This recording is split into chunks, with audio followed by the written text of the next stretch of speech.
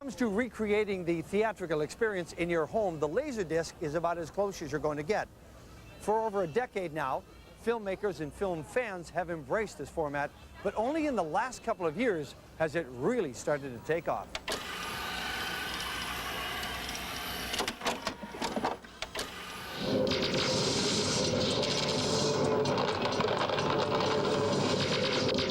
There's no question the Laserdisc is becoming more popular, especially with movie buffs. People who really love movies and like watching them at home are discovering on a daily or weekly basis that this is the best way to watch a movie at home. At the moment, we've probably got a catalog. Well, in this store, we carry a catalog of over 8,000 titles. That's increasing weekly.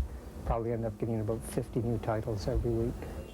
Well, this is a Laserdisc for any of you who've never seen them. It has both picture and sound on it, similar to a CD, except that it has a picture aspect as well. What makes it different and more unique is that the soundtrack is both digital and analog. It has both tracks laid in at the same time. The picture is a digital format and is also considered to be probably the best single viewing medium that's out there today. Hold it up, he's coming straight for it. Don't screw it up now. Don't wait for me. Now! Shoot! I put a lot of information into the frame. And often on television, when our widescreen Panavision movies are panned and scanned, you're only seeing half a movie. Pan and scan is a process by which an editor frames the scene so it will fit on television, and letterboxing shows you the original film as it was seen in the theaters, as it was intended to be seen.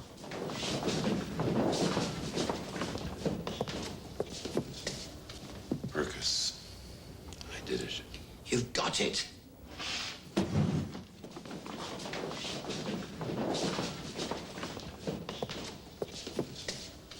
Marcus, I did it.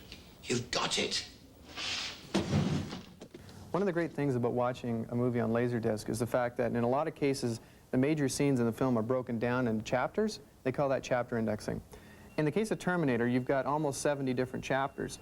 And if you're in a major scene, like, for example, the biker bar, and you've seen this a couple of times before, and you want to maybe zip ahead in the film, you can zip right down to, say, the canal chase scene. You just type 19 in your remote control, hit a button, you're there almost instantly.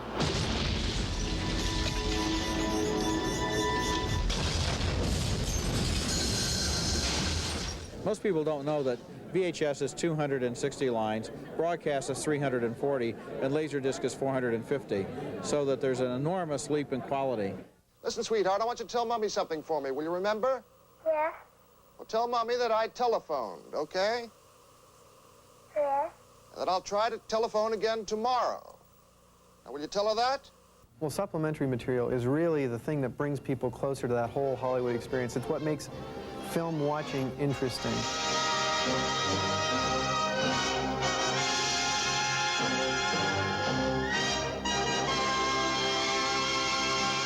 Singing in the rain, just singing in the rain. In the case of the new Alien box set that just came out, they have about a dozen different posters that they were going to use but never did, and you can really see how the theatrical campaign built up from where it started until where it finished, and you get a chance to watch the infamous cocoon scene that was never shown in the theaters but people have heard about and talked about for a long time. It's there in its entirety. I'll get you out of here. I'll get you up to the shuttle.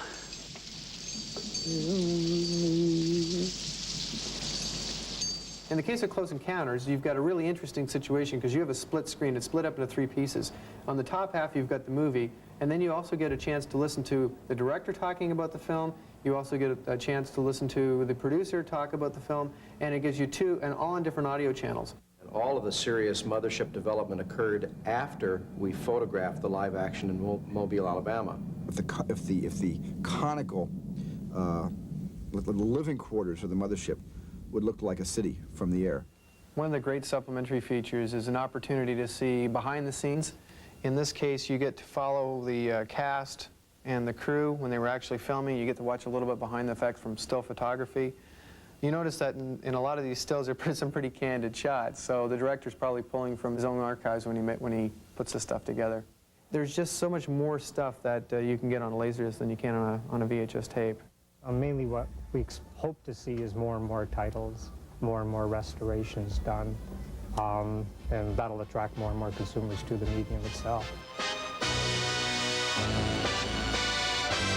Warner Brothers is very committed to lasers. We've been in the business for 3 years now, and we've seen significant growth in each of those years. We will continue to bring out all kinds of titles from Warner Brothers and from MGM for the foreseeable future. We see it as the technology of the future.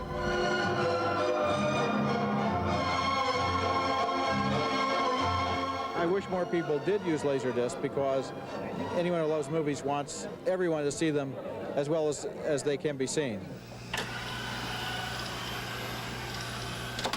That's the whole thing about Laserdisc. It brings you closer to Hollywood. Gives you that feeling like you're taking a piece of it home with you.